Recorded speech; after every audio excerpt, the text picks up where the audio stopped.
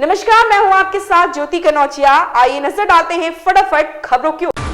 Box office पर इन दिनों कई फिल्में लगी हुई हैं जो दर्शकों का मनोरंजन कर रही हैं। पिछला साल 2023 बॉक्स ऑफिस के लिए सफल साबित हुआ था। नए साल में भी यही उम्मीद है। सिनेमाघरों में हाल ही में तेजा सज्जा की हनुमान, कटरीना कैफ और विजय सेतुपति की मेरी क्रिसमस और महेश बाबू की गुंटूर कारम ने दस्तक दी है। इन तीनों फिल्मों के अलावा साउथ सुपरस्टार प्रभास की सालार और बॉलीवुड किंग शाहरुख खान की डंकी पहले से दर्शकों का मनोरंजन रही थी। हालांकि अन्य फिल्मों के आते ही इनका हाल बेहाल हो गया। पाकिस्तान के बलूचिस्तान में ईरान की एयर स्ट्राइक में 2 बच्चों की मौत हो गई। इस हमले के बाद पाकिस्तान ने कड़ी प्रतिक्रिया दी। पाकिस्तान सरकार ने ईरान को चेतावनी देते हुए कहा कि हमारी संप्रभुता का उल्लंघन करना अस्वीकार्य है। इस कार्रवाई का अंजाम बुरा भी हो सकता है। दरअसल ईरान ने मंगलवार को पाकिस्तान में घुसकर बलोच उग्रवादी संगठन जैश अल अदल के ठिकानों को निशाना बनाया था। पाकिस्तानी विदेश मंत्रालय ने कहा कि ईरान ने हमारे हवाई क्षेत्र का उल्लंघन किया है। हम इसकी कड़ी निंदा करते हैं। पाकिस्तान में हमले के कारण 2 मासूमों की मौत हो गई, जबकि 3 लड़कियां घायल हो गई। पाकिस्तान की संप्रभुता का उल्लंघन अस्वीकार्य। दिल्ली एनसीआर में बर्फीली हवाओं से ठिठुरन बढ़ गई है। ठंडी हवाओं के कारण तापमान में गिरावट आई। कोहरे और शीतलहर के चलते यातायात प्रभावित हुआ है। राजधानी में बुधवार सुबह न्यूनतम तापमान गिरकर 4 डिग्री सेल्सियस पर पहुंच गया। इंदिरा गांधी अंतर्राष्ट्रीय IGI हवाई अड्डे से प्रस्थान करने वाली कई उड़ानों में देरी हुई।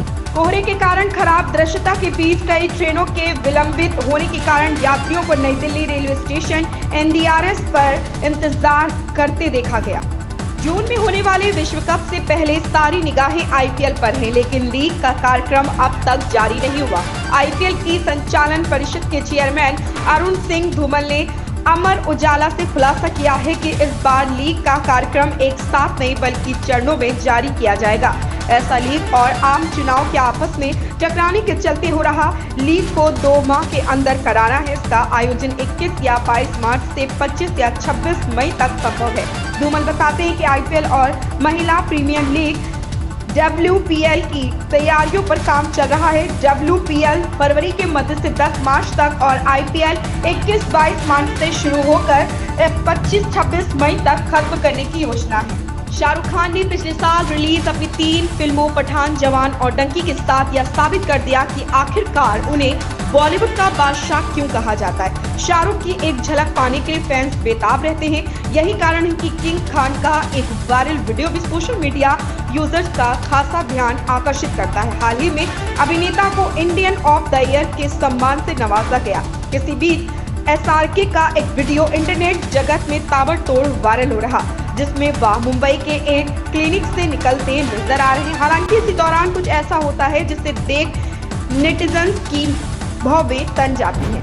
विपक्षी दलों ने भाजपा को सत्ता से हटाने के लिए जिस मंशा से गठबंधन पर एकजुटता का आह्वान किया था, वह बसपा सुप्रीमो के बयान के बाद बिखरता दिखाई दे रहा। बसपा सुप्रीमो मायावती ने स्पष्ट कर दिया कि बिना गठबंधन के अपने दम पर चुनाव लड़ेंगे। इस बयान के बाद जहां गठबंधन में बेचैनी बढ़ी है, तो वहीं भाजपा पदाधिकारी इससे खुश नजर आए, जिन्होंने अपने राजनीतिक समीकरण बैठाने शुरू कर दिए हैं। इसी मुद्दे को लेकर सभी प्रमुख राजनीतिक दलों के पदाधिकारियों ने अपनी अपनी राय दी।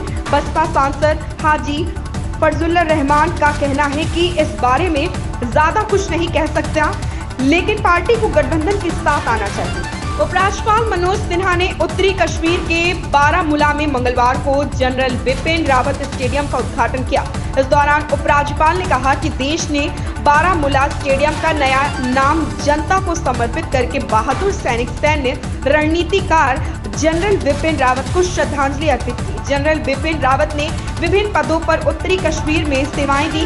कश्मीर की शांति, प्रगति और समृद्धि में उन्होंने अतुल्य योगदान दिया। इसके साथ ही LG मनोज सिन्हा विकसित भारत संकल्प यात्रा में भी शामिल हुए और 38 करोड़ रुपए का विकास परियोजनाओं का उद्घाटन और शिलान्यास किया। छत्तीसगढ़ के CM विष्णुदेव साय कैबिनेट की चौथी बैठक 17 जनवरी को शाम 5 बजे नवा रायपुर स्थित मंत्रालय महानदी भवन में होनी है।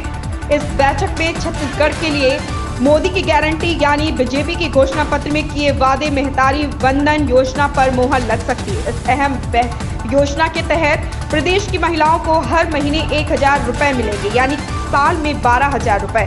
प्रशासकीय स्तर पर इस योजना को लेकर कार्य में तेजी लाने के निर्देश बहुत पहले ही दिए जा चुके हैं।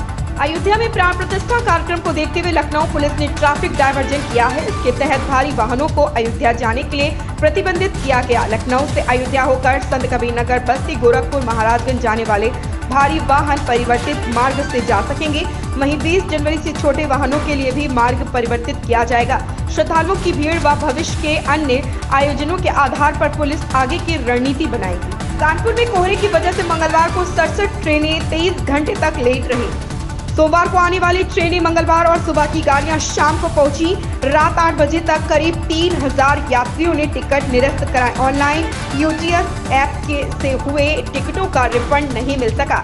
यात्री कम होने से 16 रोडवेज बसों के चक्के भी नहीं घूमे। 40 से अधिक बसें रेंग कर चली और 6 घंटे तक लेट आकर गई। एक रात से सुबह 5 बजे के बीच झक्करकटी और चुन्नीगंज बस अड्डे पर यात्रियों की संख्या कम रही। इसके चलते यात्रियों को काफी परेशानी का सामना करना पड़ा। इन खबरों में बस इतना ही। बने रहें हमारे साथ।